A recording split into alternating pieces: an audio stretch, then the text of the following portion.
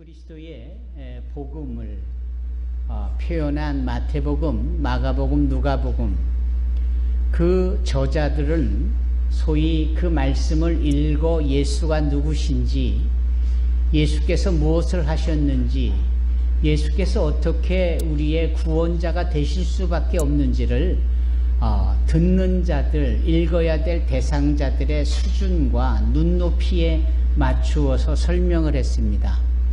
따라서 마태복음을 읽으면서는 우리가 유대인들의 시각을, 그들의 문화와 정서를 함께 공유할 때 마태복음을 통하여 하늘나라의 비밀과 예수님을 증거하는 것을 이해하기가 아주 편리하고 효과적입니다. 또 누가복음과 같은 경우는 대단히 높은 고위 관리 중에 하나님을 경외하는 데오빌로라는 사람에게 그의 수준에 맞추어서 소위 예수의 구세주가 될 수밖에 없고 그분을 믿는 자들에게 주어지는 특권이 무엇인지를 쭉 설명을 하는데, 그 용법이, 표현이 마태복음의 일반적 유대인들에게 맞춰진 그 표현하고는 사뭇 다릅니다. 그러면 오늘 이 요한복음은 누구에게 초점이 맞춰진 것일까요? 전 세계 모든 이방인들, 소위 이 하나님의 창조물로 이 땅에 있게 되어진 모든 피조세계에 존재하는 이 피조물들에게 선포처럼 주어지는 겁니다. 이것을 듣고 네가 이해해서 믿을래 말래 옵션을 제공하는 게 아닙니다. 믿든 믿지 않든 사실에 근거하여 진리를 선포하는 것, 이게 요한복음의 특징입니다. 그래서 그 요한복음 1장에 태초에 말씀이 계시니라, 이 말씀이 하나님과 함께 하셨으니 이 말씀이 곧 하나님이시다 라는 이 말씀으로 소위 그 당시 일반적으로 모든 사람들이 추구했던 그 최고의 이데아, 최고의 사상, 최고의 철학, 최고의 학문이라 할까, 그 모든 것을 로고스라는 단어, 말씀이라는 단어로, 그것이 바로 예수다, 예수가 바로 우리가 모두가 본능적으로 추구하는 최고의 이성적이고 가장 최고치의 그 절대자이다 라는 것을 선포하는 말씀으로 요한복음이 시작이 되는 겁니다. 따라서 이 사도 요한이 기록한 요한복음의 예수에 대한 증거는 공간복음과는 많이 다릅니다. 그러면 그때를 이해하기 위해서 오늘을 먼저 이해해 보십시다. 우리는 소위 포스트 모더니즘에 살고 있습니다. 우리 어린 자녀들은 그 포스트 모더니즘이 뭔지에 대해서, 그런데 그냥 쉽게 말하면 이런 것이겠죠. 다 좋다, 다 의미가 있다, 다 가치가 있다, 뭐 이런 겁니다. 그러니까 다양성에 대한 수용을 너무 유연하게 받아들이는 거예요. 그래서 이것이다, 이것이 진리다, 이것이 정답이다 라고 말하는 것을 불편해하는 세상으로 물든 게 그게 포스트 모더니즘입니다. 그러니까 교회적인 입장에서 보면 세상의 진리는 하나님의 말씀밖에는 없잖아요. 다른 거는 다 용납함으로 오른뺨을 맞으고 왼뺨도 돌려줄 용의도 있고, 오리를 가라 하면 십리까지 가줄 그런 마음도 갖춰져 있고, 겉옷을 달라면 속옷도 내줄 만큼 주의 말씀의 명령에 순종할 태세가 갖춰져 있는 우리 앞에, 그러나 진리 외에도 이것도 진리요 저것도 진리다 라고 말하면서 소위 교회가 말하고 있는 이 거룩한 하나님의 말씀을 물타기 하듯 하는 이 포스트 모더니즘이 주는 이러한 부분은 우리가 도저히 용납이 안 되는 겁니다. 가장 첨예하게 우리에게 부탁드려지는 것이 바로 이런 동성애적인 부분인 거예요. 그 동성애적인 것은 잘못됐기 때문에 잘못됐다라고 말해야 되는데, 잘못됐다라고 말하지 마라. 그들에게는 그들만의 자유가 있고 그들에게는 그들만의 결정권이 그들에게 있는데, 그들이 이성이 아닌 동성을 좋아하는 걸 가지고 왈가왈부하지 마라. 이 사상이 어디서 나온 것이냐? 다양함을 수용해야 된다라는 이런 포스트 모던적인 측면에서 나오는 겁니다. 여러분, 구원은 오직 주 예수 그리스도 외에는 없습니다. 다른 길은 없어요. 네? 잘생겨도 못 가고 학식이 많아도 못 가고 권위가 있다고 가는 게 아니에요. 천국은 오직 누구만 가는 겁니까? 믿는 자들만 가는 거예요. 믿음으로 가는 나라, 하늘나라. 예수를 믿는 자들만이 가는 거예요.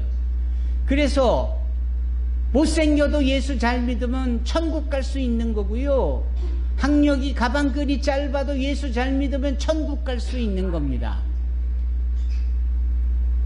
이왕이면은 잘생기고 예수도 잘 믿어서 천국 가면 더 좋잖아요.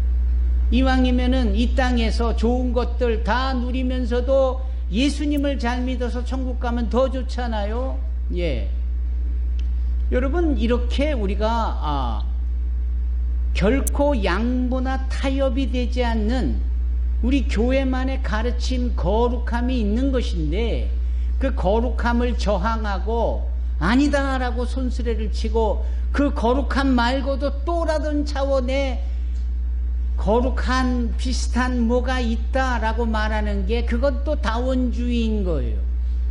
다원주의라는 것은 소위 이곳에도 구원이 있고 저기도 구원이 있고, 뭐 예수만 잘 믿으면 천국 간다고? 이 땅에서 법 없이 살며 잘 살고 착하게 살면 천국 갈 수 있어 라고 사람들이 말하기 시작을 해요. 여러분, 고아원을 많이 도와주고 양론을 많이 도와주고 그거보다 덕스러운 행동이 어디 있겠어요? 그러나 얼마만큼 도와줘야 천국에 들어갈 수 있는 자격이 주어지는 건가요? 애매하잖아요. 그러나 기독교에 말하는 천국에 들어갈 자격은 뭐 잘생기건 못생기건 돈이 많건 돈이 없건 그런 거 말고 오직 단 하나, 예수를 믿느냐 예수를 믿지 않았느냐, 오직 이것이 soul criteria, 오직 하나님이 이거 하나에 기준점을 두시고 우리에게 천국에 들어갈 수 있도록 해주시거나 천국에서 거절하여 지옥으로 보내시거나 한다라는 겁니다.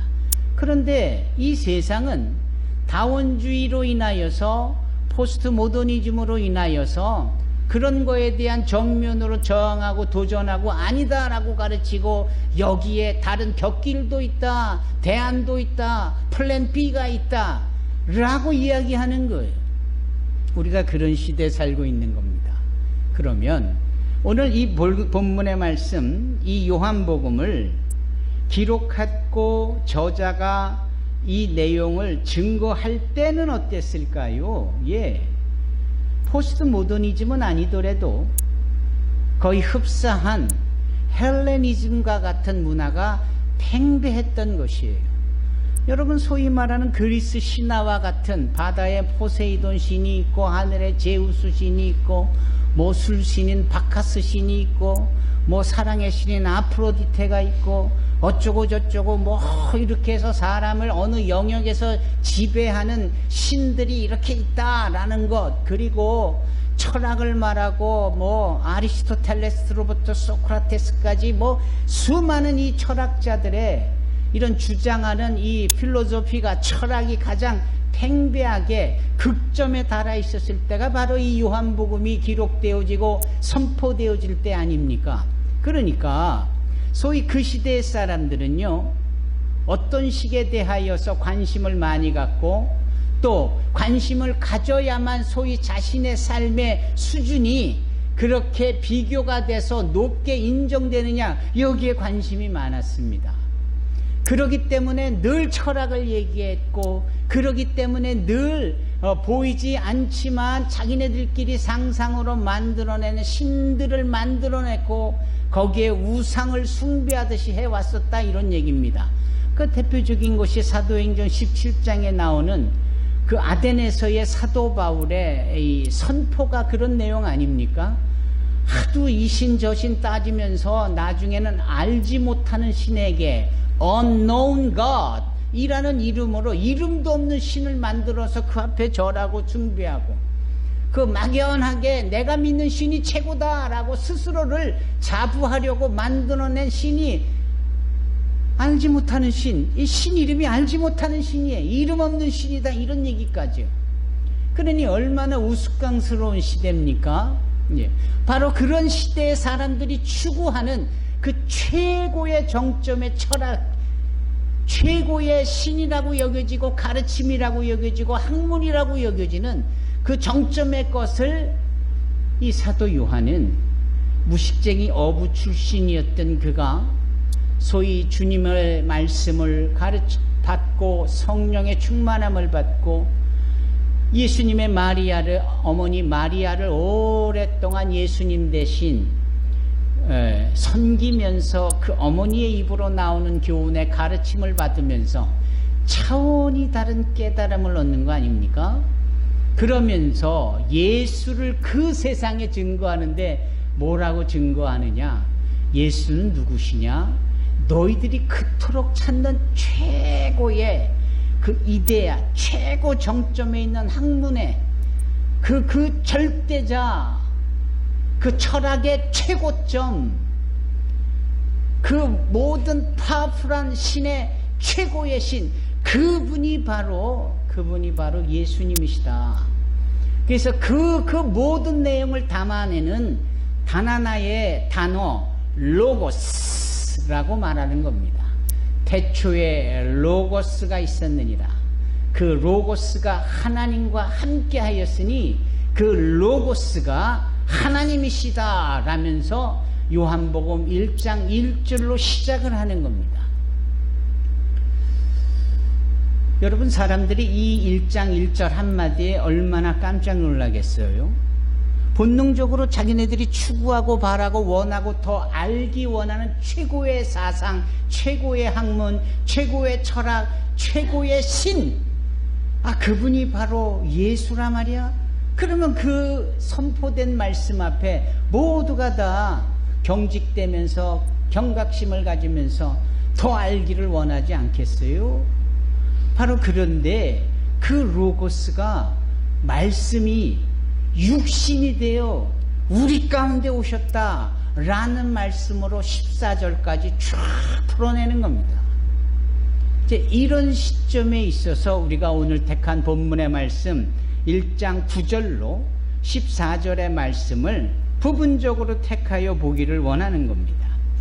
그럴 때 바로 이 사도 요한이 이렇게 주보에 나오는 어린이용 말씀으로 보면은 이렇게 얘기하는 겁니다. 참 빛이 있었습니다.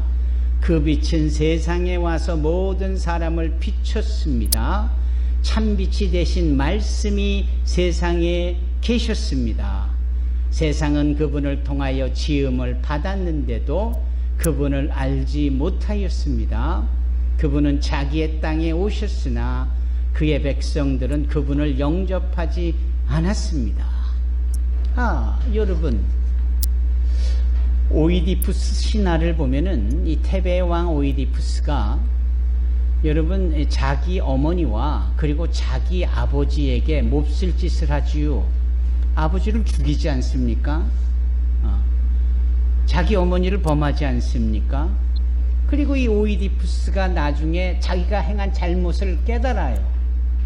그리고 자기 아버지도 못 알아보는, 자기 어머니도 못 알아보는 이 두 눈이 도대체 눈으로서 필요한 거냐 하며 스스로 저지른 잘못에 대한 그러한 자격지심과 또 끓어오르는 분노를 참지 못하고 스스로 칼을 빼들고 자기 두 눈을 패버립니다. 끔찍한 일이죠. 자기 두 눈알을 뽑아버려요. 그러니 막 피가 솟구치고 끔찍한 거 아닙니까? 그래서 그냥 붕대로 감고 오랫동안 있지요.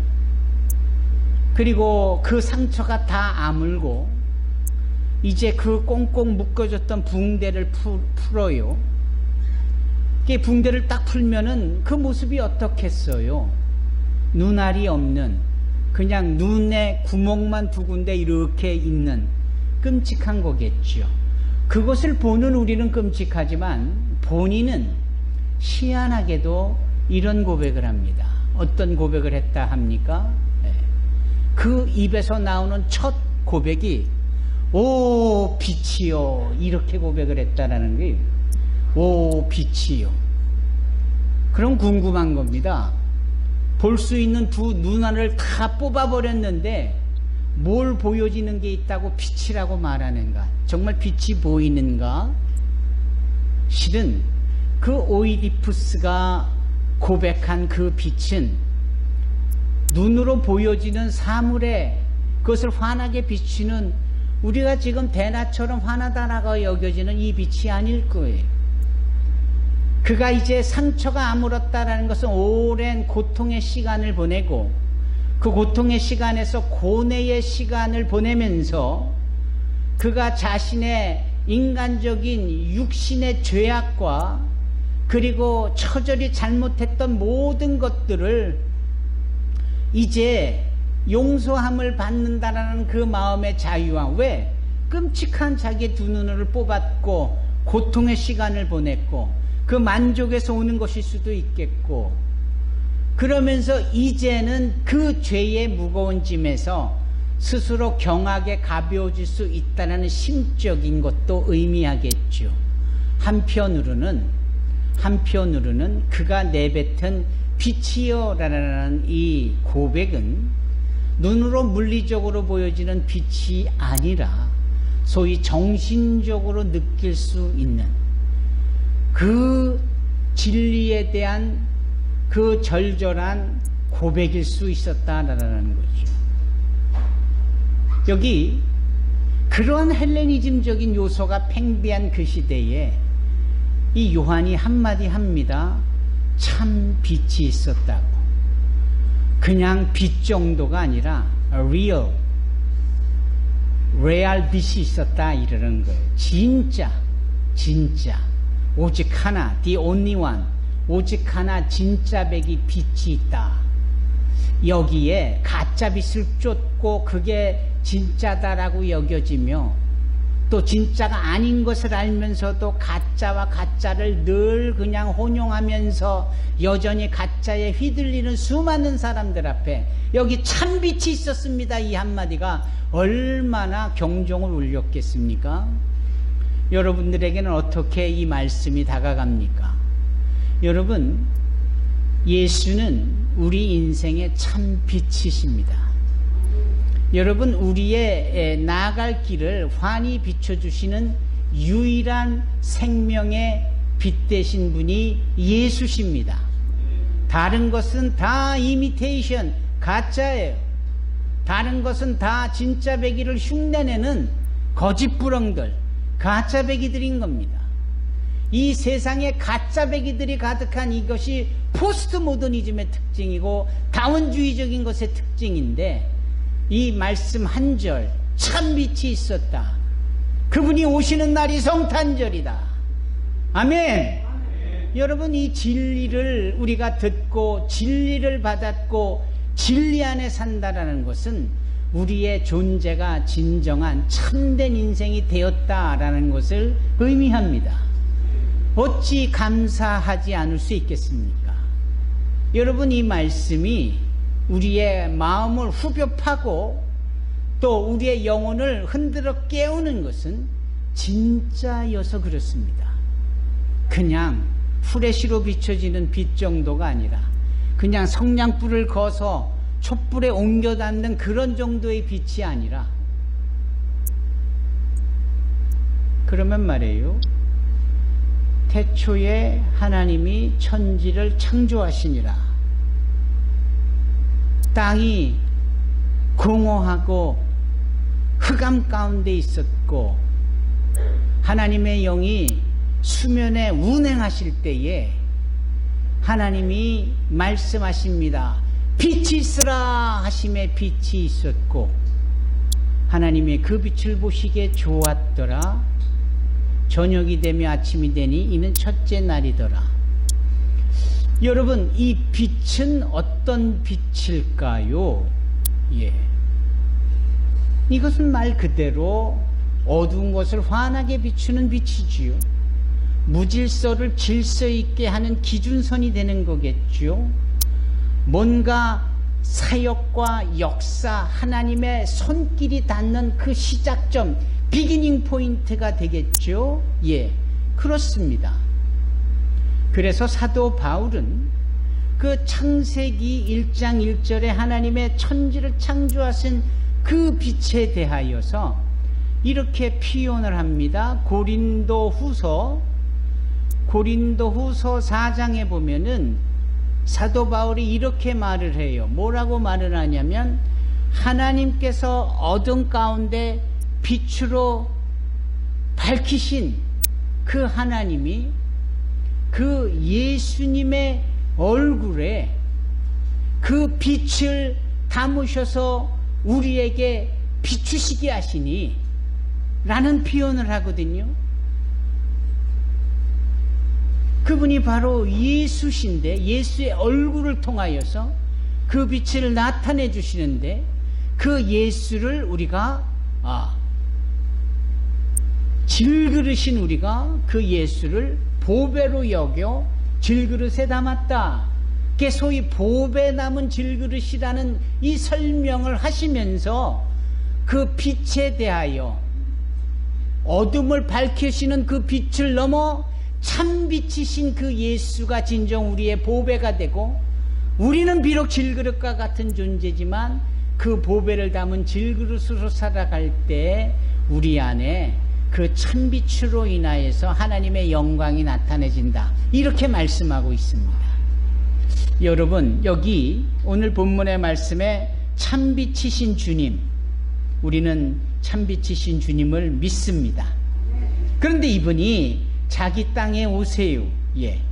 남의 땅에 가신 게 아니고 당신 땅에 오시더라. 소유권이 당신에게 있는 거예요. 예.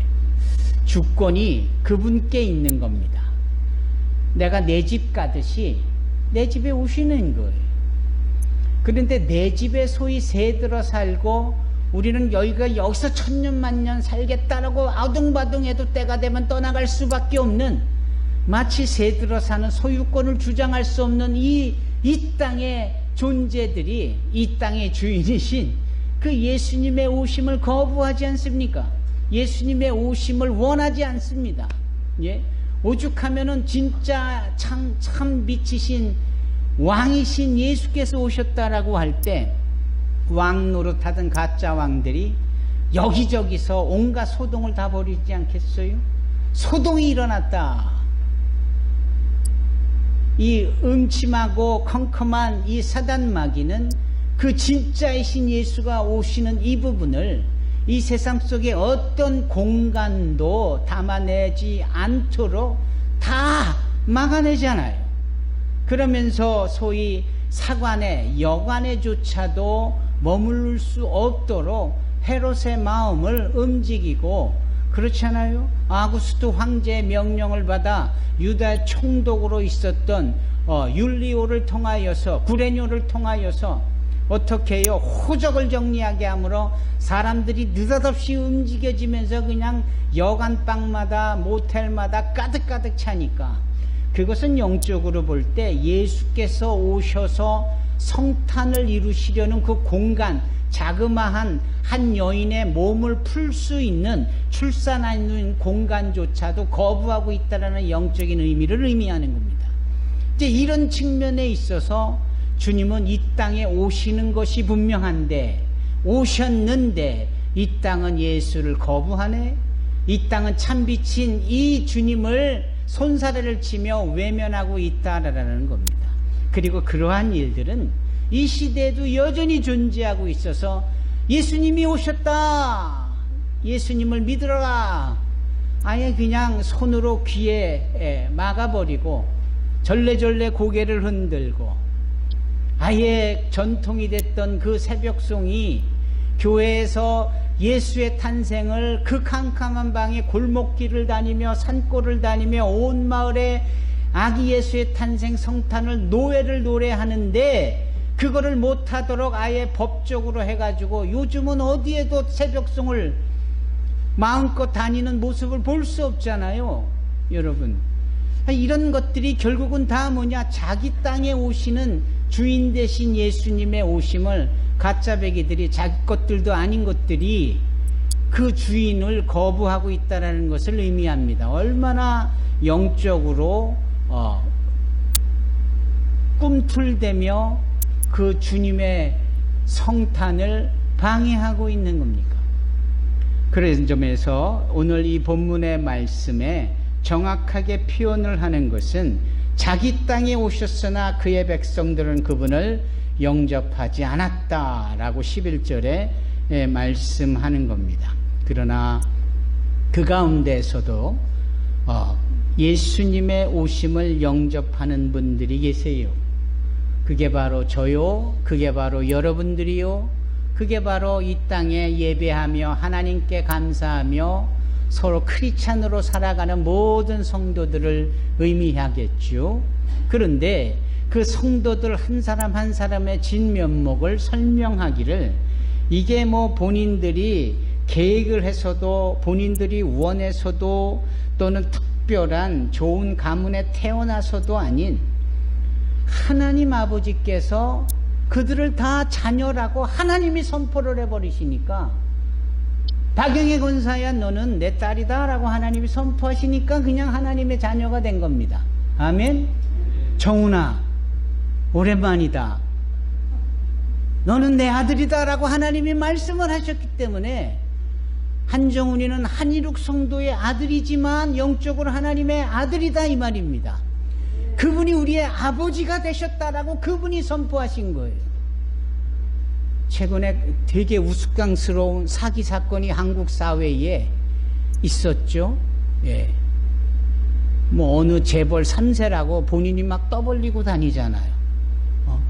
그냥 성도 다른데 그냥 뭐 이렇게 이름도 뭐 다른데 자기가 그 재벌 3세라고 뭐 이것도 소유하고 있고 저것도 소유하고 있고 아무리 본인이 입을 통해서 말을 해도 그게 본인 게 아닌데 본인 게 아닌 걸 자기가 우겨도 안 되잖아요. 그래서 사기가 아닙니까?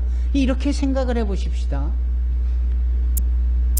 진짜 그가 그 그룹의 회장의 3대 손이라고 생각을 해보십시다. 본인이 어디 가서 망나니 짓을 하고 그걸 숨기려고 하고 자기는 그 집안하고 아무 상관이 없다고 해도 그 그룹의 회장이 아니야 너는 내 손주야 분명하게 그 회장이 선포를 하면 저절로 웬만한 재산도 주어질 것이고 그렇지 않아요? 본인이 하고 싶은 거 다 할 수 있고 왜? 회장이 자기 손주라고 스스로 인정을 하니까 자그마한 사기 사건에서도 이런 교훈을 얻을 수는 있는 거예요. 여러분 온 천하 우주 삼라만상의 창조주요 왕이신 하나님께서 얘야 너는 내 아들이다 얘야 너는 내 딸이다 라고 하나님이 인정을 해주시면 우리가 그분의 자녀가 되는 거 아닙니까? 예. 우리가 뭐가 좋아서 우리가 모든 것이 자격이 있어서 무슨 공로가 있어서 아니에요. 하나님께서 일방적으로 그분이 우리에게 너는 내 아들이다 라고 말씀을 하시니까 우리는 그분의 자녀가 되는 겁니다. 그러므로 이 사실을 인정하고 받아들이고 영접하며 사는 것 이게 하나님의 자녀가 되는 권세를 누린 자들의 삶이 되는 겁니다. 여러분 이번 성탄이 우리에게 그렇게 하나님의 특권을 소유하고 누리면서 늘 가짜들을 향하여 가짜배기들을 향하여 타겟을 잘못 잡고 아둥바둥 사는 그 수많은 소동스러운 사람들 속에서 진짜에 의하여 우리가 진짜의 자녀가 되어진 그 신분으로서 충분히 기뻐하고 충분히 감사하며 충분히 그분의 영광을 나타내며 살 수 있기를 주님의 이름으로 축원합니다. 우리 모두는 다 하나님의 자녀들입니다. 하나님 자신이 우리의 아버지라는 사실을 선포하셨습니다. 그것이 이 성탄의 증거가 되는 겁니다. 기도하겠습니다. 살아계셔서 역사하시는 참 좋으신 하나님,